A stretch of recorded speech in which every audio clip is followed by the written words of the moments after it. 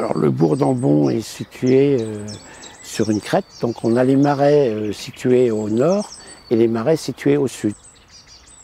Il y a le ruisseau du Loc qui passe en bas des marais et qui rejoint la rivière de Péners. On a doublé la population en 30 ans, donc ce qui a entraîné, il a fallu répondre aux attentes de la population, notamment des jeunes ménages, à savoir construire une école, un restaurant scolaire, le centre de loisirs qui est en cours de construction, et puis maintenant la mairie.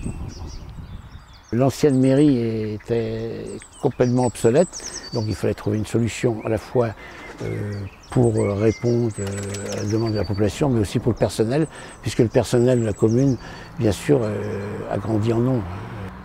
D'abord, on a acquis ces terrains il y a une dizaine d'années. Ensuite, on a eu une réflexion avec le CAUE pour l'emplacement de tout l'équipement public, c'est-à-dire pour l'école, le restaurant scolaire, la résidence des personnes âgées, le centre de loisirs et maintenant la mairie.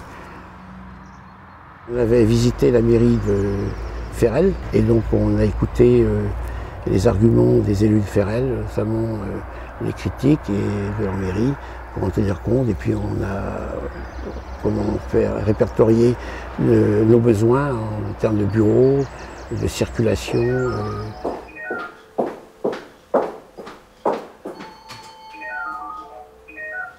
Mairie d'Ambon, bonjour.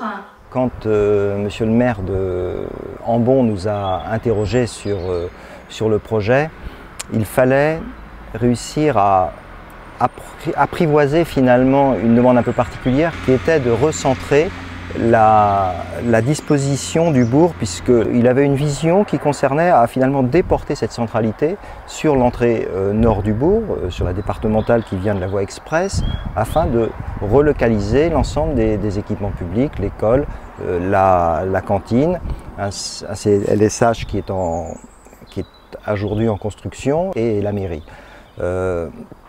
À partir de ce moment-là, il fallait effectivement avoir une projection, une requalification finalement d'un nouveau quartier à la lisière du bourg.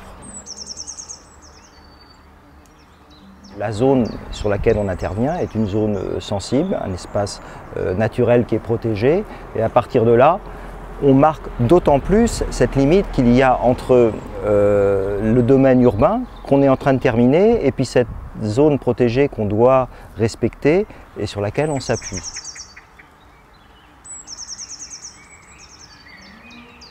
On a considéré à un moment donné qu'on se trouvait comme dans un port où on a bien une limite entre la terre et la mer. Donc là, la limite urbaine devenait le quai.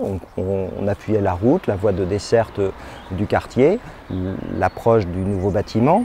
Et puis finalement, ce quai donne la limite sur l'espace naturel. Ici, c'est pas la mer, c'est un océan vert en fait, puisqu'il se développe et rejoint le marais qui se développe tout autour du site.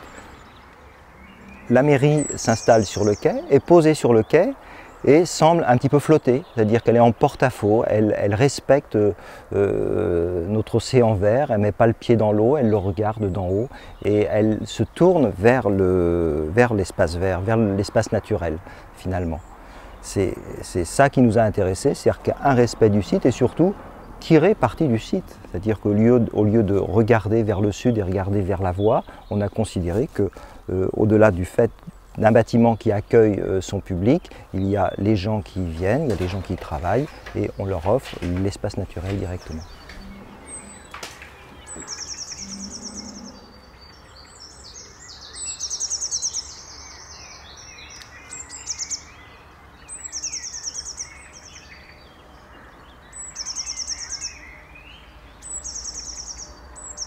L'espace public qui se développe tout autour de la mairie, qui accompagne le piéton, permet d'accéder au hall d'accueil de la mairie, bien évidemment. Et on a une structure linéaire qui est la structure du projet qui va finalement distribuer l'ensemble des espaces. Il y a les espaces et les bureaux qui vont accueillir le public, les espaces de travail, les espaces de décision de la mairie, jusqu'au bout, l'autre côté, où on va trouver la salle du conseil, qui va être la salle du conseil, mais aussi la salle des mariages.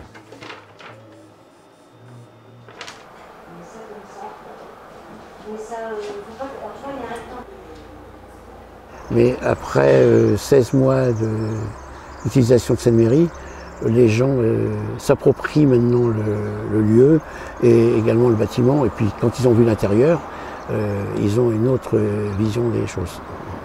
Ah bah, les utilisateurs, ça c'est clair que quand on voit l'espace, la circulation, le rangement, la vue sur les marais comme je disais, donc il n'y a pas photo par rapport à l'ancienne mairie. Ça c'est évident qu'ils sont très heureux dans ce bâtiment. Elle propose des opérations de déploiement du réseau dont la réalisation est prisivée. En revanche, elle ne concerne pas en particulier les actions engagées par les besoins propres de la collectivité, qu'il s'agisse de services, exemple accès à Internet d'une mairie ou de réseau, la pose d'infrastructures passives.